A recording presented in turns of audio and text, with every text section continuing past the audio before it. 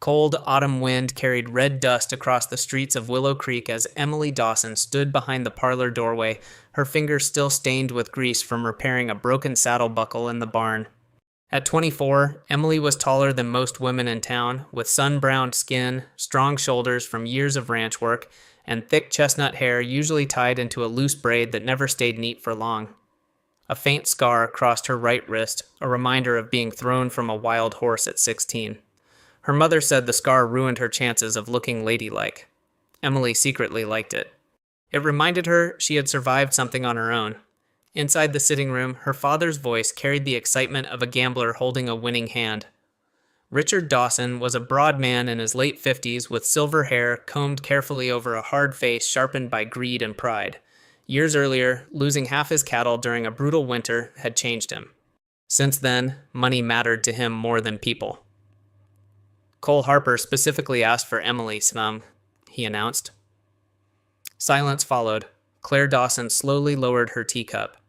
At 28, Claire was the picture of elegance, slim and pale with golden blonde curls pinned perfectly above a delicate face. She had spent her entire life learning how to smile at the right moment and hide disappointment behind grace. For a second, hurt flashed across her blue eyes before she buried it beneath composure. Helen Dawson gave a sharp laugh of disbelief.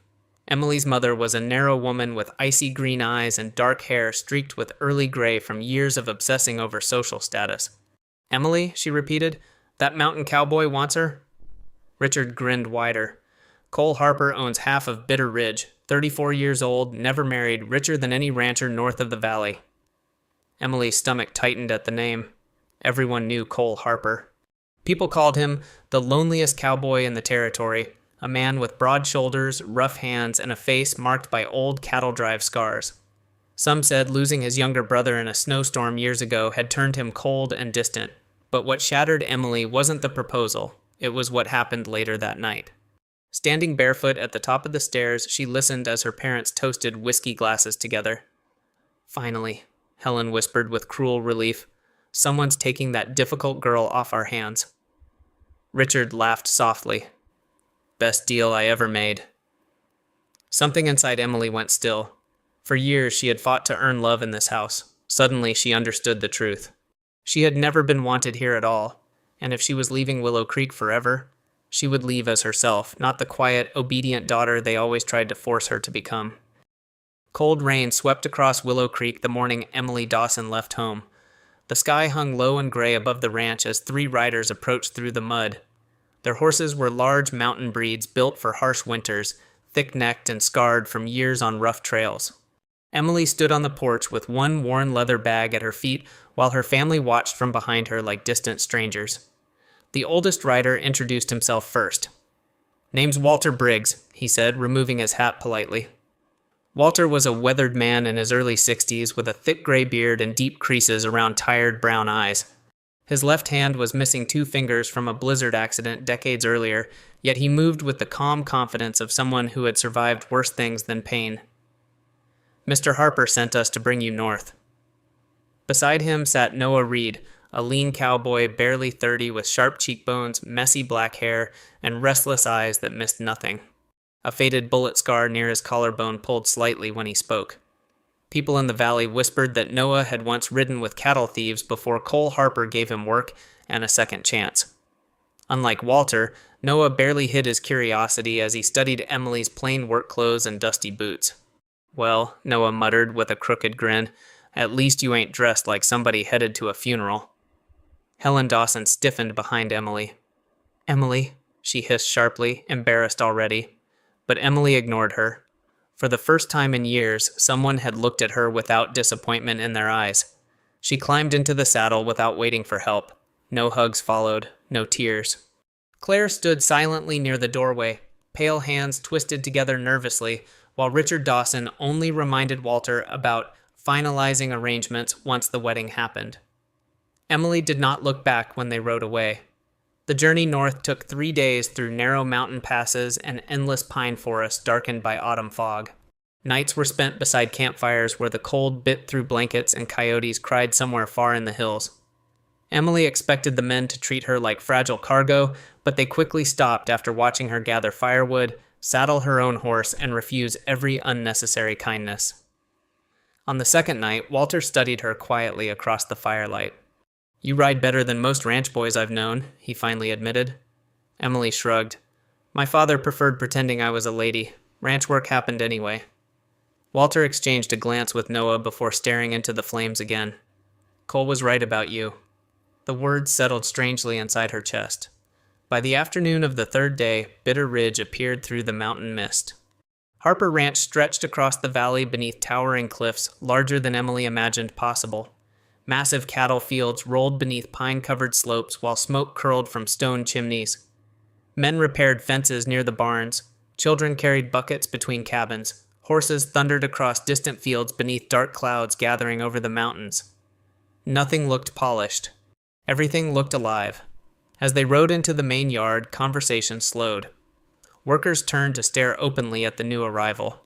Emily felt dozens of eyes on her dusty clothes, wind-burned cheeks, and loose braid tangled from the trail. Then the front door of the main house opened. Cole Harper stepped outside. Emily's breath caught before she could stop it. He was taller than every man around him, broad-shouldered beneath a dark wool coat damp from snowmelt. At 34, Cole carried the rough strength of a man shaped by labor instead of comfort. His dark blonde hair fell slightly too long over a face carved sharp by old hardship. A pale scar across the edge of his jaw where a horse had kicked him years earlier during a winter cattle drive that killed 2 men and nearly froze him to death. Since then, people said Cole rarely smiled fully, but his eyes unsettled Emily most. Deep blue, quiet, steady, the eyes of someone who had spent years watching storms alone. Cole walked directly toward her horse. He did not stare at her clothes or criticize her appearance. Instead, his gaze lingered on her the way starving men looked at sunlight after winter. "Emily Dawson," he said softly. His voice was rough like gravel warmed by fire. Emily swallowed hard. "Mr. Harper." A faint smile touched his mouth. "Cole." For one strange moment, the entire ranch seemed to disappear around them. Then Cole glanced at the muddy hem of her jeans and the cracked leather gloves hanging from her saddle. "You came dressed like yourself," he said quietly. Emily lifted her chin defensively. "I figured pretending would waste both our time." To her surprise, something warm flickered behind his eyes. "Good," Cole answered. "I was hoping you would." And for reasons Emily could not explain yet, those simple words frightened her far more than cruelty ever had. The first snow arrived 3 days after Emily Dawson reached Harper Ranch. Wind howled through Bitter Ridge all night, rattling windows hard enough to shake sleep from her bones. Emily woke before dawn expecting silence, but the ranch was already alive outside her window. Men crossed the yard carrying feed sacks through knee-deep snow, while horses stamped nervously inside the barns. Nobody here waited for comfort before working. Emily pulled on her old brown coat and went downstairs expecting awkwardness. Instead, she found a woman shoving a plate of hot biscuits into her hands like she already belonged there. "Eat first, freeze later," the woman ordered. Her name was Ruth Callahan, the ranch cook. Ruth was a thick-shouldered widow in her 40s with copper-red hair always escaping her braid and freckles scattered across wind-burned skin. A kitchen fire years earlier had left pale scars along one side of her neck, but Ruth carried herself with the confidence of someone too busy surviving to care about appearances. After losing her husband during a mining collapse, she had raised 2 sons alone while feeding half the mountain workers in Bitter Ridge. Emily liked her immediately. By noon, Emily was standing beside the blacksmith shed trying not to lose feeling in her fingers. "Hold the hammer like you mean it," growled Isaiah Boone. Isaiah was a massive man nearing 50, bald except for a thick iron-gray beard covering half his chest. One of his eyes drifted slightly from an old bar fight, giving him a permanently intimidating stare. Despite his size, he worked carefully around injured animals and spoke softer to horses than to humans. Years earlier, his daughter had died from fever during a brutal winter, and since then, Isaiah rarely wasted words on anything meaningless. Emily struck the horseshoe again. Wrong angle. The metal slipped sideways. Isaiah sighed heavily. "Miss Dawson, at this rate, the horse'll die of old age before you finish." Emily glared at him. "Then stop talking and teach me properly." For a second, silence hung between them. Then Isaiah barked out a rough laugh. Across the yard, Cole watched the exchange while repairing a saddle strap beside Noah. He did not interrupt. He simply leaned back against the fence, snow gathering on his coat, watching Emily fight through frustration without rescuing her from it. That unsettled her more than criticism ever had. Back home, people either mocked her or tried controlling her. Cole did neither. The days blurred together after that. Emily helped Ruth prepare meals for 40 ranch hands. She learned to read weather patterns from Walter Briggs. She rode fence lines with Noah through icy mountain winds that sliced across the cliffs hard enough to steal breath from lungs. One evening, while returning from the north pasture, a blizzard rolled over Bitter Ridge faster than expected. Snow swallowed the trails within minutes. "Move!" Noah shouted over the wind. The cattle panicked immediately. Emily's horse nearly lost footing twice climbing the ridge, but she kept riding, forcing terrified calves back toward the lower valley while snow burned her cheeks raw. Somewhere through the storm, she heard Cole's voice cutting across the chaos, calm and sharp. "Emily, left side!" She turned instantly, blocking a calf seconds before it slipped toward a frozen ravine. Hours later, soaked and shaking, Emily stumbled back into the main barn, expecting lectures about recklessness. Instead, Cole draped a dry wool blanket around her shoulders. "You saved 6 head tonight," he said quietly. "Most green riders freeze the first time they see mountain weather." Emily stared at him suspiciously. "You're not angry?" Cole frowned slightly, like the idea confused him. "Why would I be angry at courage?" The words hit somewhere painfully deep inside her. A week later came the hardest night yet. A ranch hand named Daniel Pierce arrived pounding at the main house door just after midnight. Daniel was a gaunt man in his 30s with exhausted eyes and hands cracked bloody from winter labor. Fear had hollowed out his voice. "My wife," he gasped. "Baby's coming early." The cabin sat nearly 2 miles uphill through heavy snow. Emily rode there beside Cole under freezing wind strong enough to bend pine branches sideways. Inside the tiny cabin, Daniel's wife, Lily Pierce, lay trembling beneath blankets soaked with sweat. Lily was only 22, small and pale with dark curls stuck against tear-streaked skin. She looked far too young to carry that much pain. For hours, Emily held her hand while Ruth boiled water nearby and Cole rode through the storm to bring back the doctor from town. Nobody ordered Emily to help. Nobody questioned whether she could handle it. Near dawn, the baby finally cried. The sound filled the tiny cabin like sunlight breaking through winter clouds. Exhausted beyond words, Emily stepped outside into the freezing morning air. Snow covered the valley below in silver light while smoke curled from the distant ranch chimneys. Cole appeared beside her quietly. "You did good in there," he said. Emily stared at the sunrise. "Back home they always said I was too difficult to be a proper woman." Cole's jaw tightened slightly. "Then your family never understood what strength looks like." For the first time in her life, Emily believed someone meant those words. And somewhere deep inside her chest, something cold and lonely finally began to thaw. The snow had stopped falling, but Bitter Ridge still carried winter in its bones. Thin ice clung to fence rails, and smoke rolled heavily from the chimneys of Harper Ranch when the riders appeared just after sunrise. Emily saw them first from the stable yard. 5 horses, 5 men, and at the front rode Richard Dawson. Her stomach dropped instantly. Richard looked older than when she left Willow Creek barely a month earlier. The expensive black coat hanging over his broad frame could not hide the weight loss in his face, nor the deep shadows beneath his eyes.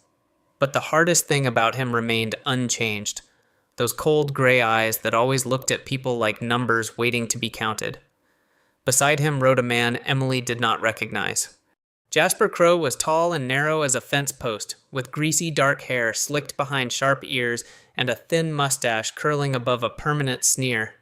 A pistol rested low on his hip, worn from use. Men like Jasper drifted between ranch towns taking whatever job paid enough, and rumors claimed he once shot a bartender during a poker dispute in Wyoming before fleeing south. The moment Cole Harper stepped out of the barn, the entire ranch grew silent. Cole moved calmly toward the riders, though Emily noticed his right hand resting near the revolver at his side. Snow crunched beneath his boots while ranch hands slowly gathered behind him. Richard dismounted first.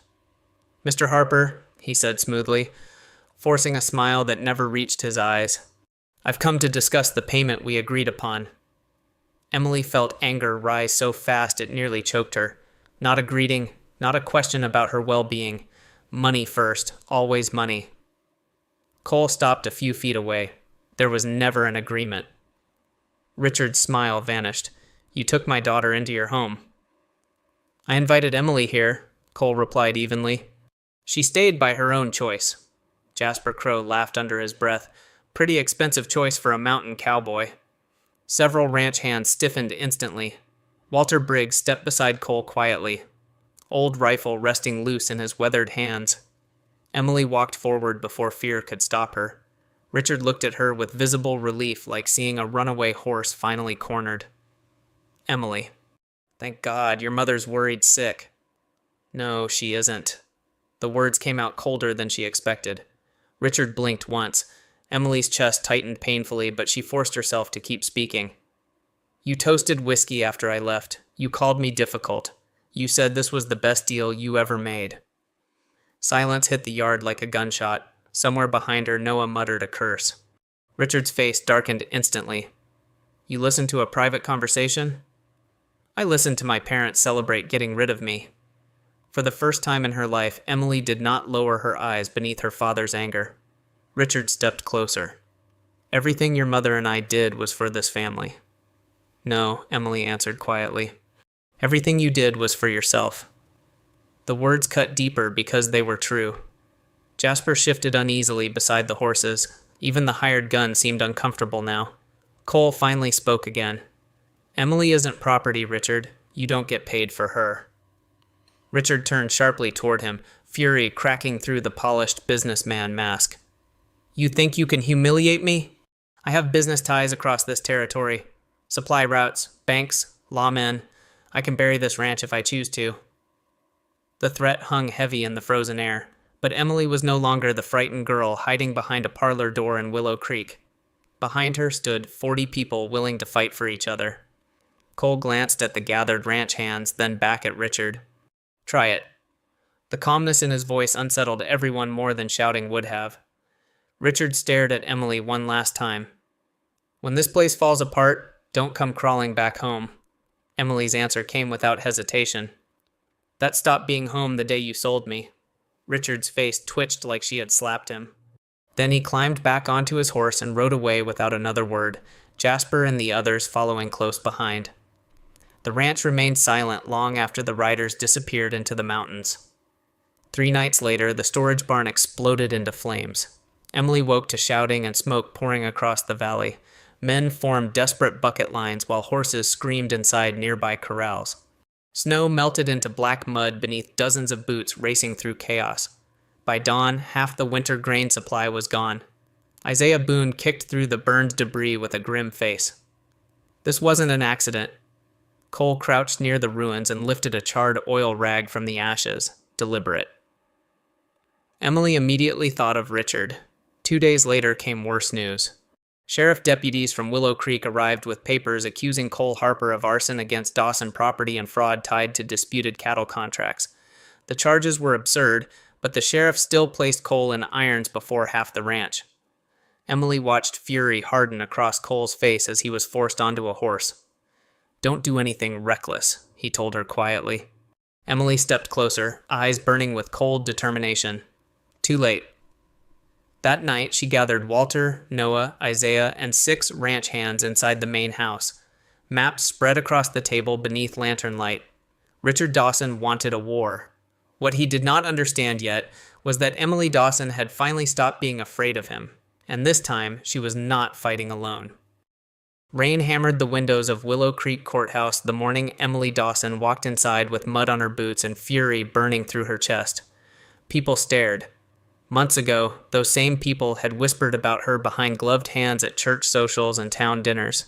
Back then, Emily would have lowered her eyes and kept walking. Not anymore. Walter Briggs walked beside her carrying a leather folder thick with debt records and falsified contracts stolen from Dawson business ledgers. Noah Reed followed close behind with Isaiah Boone and several Harper ranch hands, their broad shoulders filling the courthouse hallway like a wall. At the center of the courtroom sat Cole Harper in iron shackles. Bruises darkened one side of his jaw where a deputy had encouraged cooperation the night before. Even exhausted, Cole still carried himself with quiet control. His deep blue eyes found Emily instantly the moment she entered. And for the first time since his arrest, something in his face softened. Richard Dawson sat near the judge's bench wearing his finest black coat, but the illusion of power was beginning to crack. Sweat glistened along his temple, despite the cold room. Beside him stood Sheriff Milton Reeves, a thick-necked man with heavy eyelids and tobacco-stained teeth. Reeves had built his career protecting wealthy ranchers willing to pay for loyalty. 20 years earlier, after gambling debts nearly destroyed him, Richard Dawson had quietly covered the losses. Since then, the sheriff belonged to him. Emily hated him on sight. Judge Harold Bennett adjusted his spectacles nervously as the hearing began. The judge was an aging man with thin white hair and permanently tired eyes. Unlike the sheriff, Bennett was not corrupt by nature. He was simply weak, the kind of man who spent his life avoiding conflict until evil learned it could use him safely. Richard rose first. Cole Harper deliberately destroyed Dawson property and interfered with legal trade agreements. That's a lie. Emily's voice cut through the courtroom sharply enough to stop him cold. Dozens of heads turned toward her. Richard stared in disbelief. Emily, sit down. No, the word echoed harder than she intended. Emily stepped forward slowly, every heartbeat pounding against her ribs. My father burned Harper Ranch storage himself through hired men. He arranged false contracts to force payment from Cole Harper after failing to sell me like livestock. Gasps rippled across the room. Sheriff Reeves stood abruptly. This is outrageous. Walter slammed the folder onto the table. Bank records, debt notices, signed bribes. One by one, papers spread across the courtroom. Emily watched Richard's face slowly lose color. Noah spoke next, voice low and deadly calm. Jasper Crow admitted everything after whiskey loosened his mouth last night. We got witnesses. Sheriff Reeves suddenly looked less certain. Judge Bennett opened the documents with trembling hands. Silence filled the room except for rain hitting the windows. Then came the final blow. Claire Dawson entered the courtroom. Emily's older sister looked nothing like the polished socialite from months earlier. Dark circles shadowed her pale blue eyes, and grief had hollowed her elegant face thinner than before. Still, Claire walked with trembling determination toward the witness stand. Richard's expression cracked completely. Claire? Tears filled her eyes. I'm sorry, Father. She testified about hidden debts, bribed officials, and the fire Richard ordered after Cole refused payment. Every word buried the Dawson name deeper. By sunset, Sheriff Reeves was removed from office. Richard Dawson sat alone beneath armed deputies while townspeople whispered in disgust around him. Cole Harper walked free. Outside the courthouse, cold mountain wind swept through Willow Creek as Emily stood frozen beneath the fading light. Then Cole stepped toward her. For a second, neither spoke. Cole reached up carefully, brushing soot from her sleeve with rough, calloused fingers. You came for me. Emily let out a shaky laugh. You seemed worth the trouble. Something fragile broke open behind his eyes. Right there beneath the courthouse steps, with the entire town watching, Cole Harper dropped to one knee. Gasps rose around them. Cole pulled a simple silver ring from his coat pocket. Emily Dawson, he said roughly, voice unsteady for the first time since she'd known him. I don't have polished speeches, never learned them. But I know this, I don't want another sunrise without you beside me. Emily's vision blurred instantly. I spent years building a ranch, Cole continued quietly, but you made it feel like a home, so stay. Stay with me. Emily looked at the people surrounding them, Walter, Noah, Ruth, Isaiah. The strange, stubborn family Bitterridge had somehow given her. Then she looked back at the man still kneeling before her in the cold. Yes, she whispered. The wedding happened 2 weeks later beneath lantern light and endless stars across Bitter Ridge.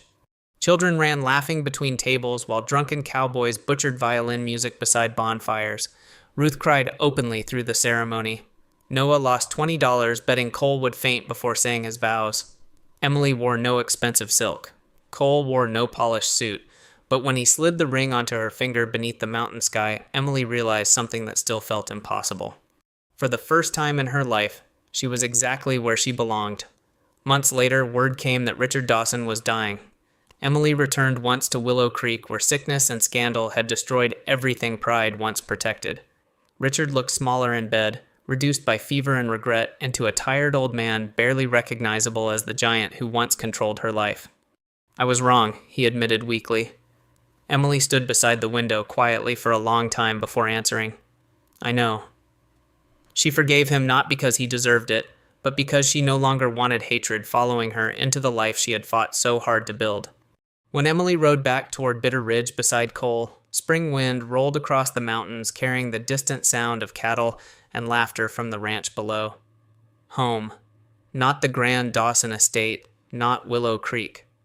Home was the place where nobody asked her to become smaller to be loved. And as Cole's hand settled warmly over hers in the saddle between them, Emily Dawson finally understood something beautiful. Sometimes the people who try hardest to throw you away only push you toward the life that was waiting to love you properly all along. Sometimes the deepest wounds do not come from strangers. They come from the people who were supposed to love us first. But this story reminds us that being rejected by the wrong people does not make us worthless. It only means our real home, our real family, and the people who will truly see our value may still be waiting somewhere ahead. In everyday life, many people spend years trying to become acceptable for others, quieter, smaller, easier to control. But real love never asks you to destroy who you are. The right people will not punish your strength, your honesty, or your heart. They will protect it. And maybe that is the quiet miracle of life. Sometimes the road that feels like rejection is actually the road leading us toward freedom, healing, and the place we were always meant to belong. If this story touched your heart, please share it with someone who may need hope today. Leave a comment and tell us where you are watching from and what part of Emily's journey stayed with you the most. And if you enjoy heartfelt stories about courage, redemption, and finding family in unexpected places, don't forget to subscribe to the channel and join our growing community. May God bless you and your family with peace, strength, good health, and loving people who see your true worth. No matter how difficult life becomes, may you always remember that you are never forgotten in His eyes.